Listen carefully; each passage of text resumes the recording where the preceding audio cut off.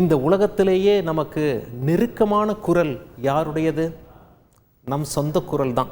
இதற்காக தான் சர்வதேச அளவில் உலக குரல் தினம் என்று ஒன்று வைத்திருக்கிறார்கள். அது இன்று தான் வேர்ல்டு வாய்ஸ் டே என ஆங்கிலத்தில் அழைப்பார்கள்.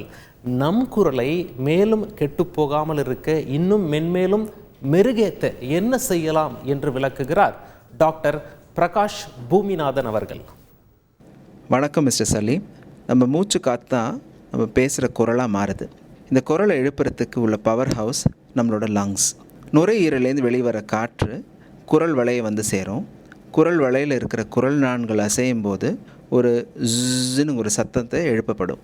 இந்த சத்தம் வாய்க்குழியில் இருக்கிற உறுப்புகள் அசையும் போது நம்ம பேசுகிற பேச்சாவோ குரலாவோ மாறுது. நம்ம பேசுகிற குரலையோ இல்லை பாடுற குரலையோ இன்னும் அழகுபடுத்திக்கிறதுக்கோ இல்லை எப்படி நம்ம பேசிகிட்டு இருக்கோமோ அதே அளவுக்காவது மெயின்டைன் பண்ணுறதுக்கு வாய்ஸ் ஹெல்த்தும் ஃபிட்னஸும் ரொம்ப அவசியம். வாய்ஸ் ஹெல்த் மெயின்டைன் பண்ணுறதுக்கு 3 யுக்திகள் உண்டு. First vocal hygiene, second conservative voice use, மூணாவது வாய்ஸ் எக்ஸசைசஸ். வோக்கல் ஹைஜீனில் 2 இம்பார்ட்டண்ட் விஷயங்கள் ஒன்று தண்ணி குடிக்கிறது. அடிக்கடி தண்ணி குடிச்சிக்கிட்டே இருங்க. வாயை நினச்சிக்கிட்டே இருக்கும்போது ஈரப்பதத்தை மெயின்டைன் பண்ணிகிட்டு இருக்கும்போது குரல் அழகாக இருக்கிறதுக்கு வாய்ப்புகள் ஜாஸ்தி. ரெண்டாவது அசிடிட்டி தூண்டுற ஃபுட்டுகளை அவாய்ட் பண்ணணும். அந்த உணவு பழக்கங்களை கொஞ்சம் ரெகுலரைஸ் பண்ணிங்கன்னா குரல் நல்லபடியாக இருக்கிறதுக்கு நிறைய சான்சஸ் உண்டு.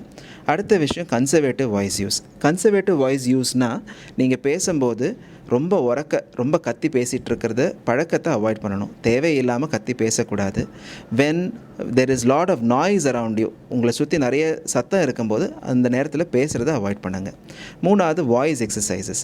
ஃபிசிக்கல் ஃபிட்னஸ், ஒரு அத்லீட்டுக்கு எப்படி ஒரு உடம்பை பராமரிக்கிறதுக்கு ஃபிசிக்கல் ஃபிட்னஸ் தேவையோ அதே மாதிரி ஒரு சிங்கரோ ஒரு பேச்சாளருக்கும் குரலை பராமரிக்கிறதுக்குள்ள வாய்ஸ் எக்ஸசைசஸ் இருக்குது. அதுக்கு ஒரு வாய்ஸ் தெரபிஸ்ட்டோ ஒரு ஸ்பீச் லாங்குவேஜ் பெத்தாலஜி அணுகுனிங்கன்னா அந்த எக்ஸசைசஸ் உங்களுக்கு சொல்லித் தருவாங்க.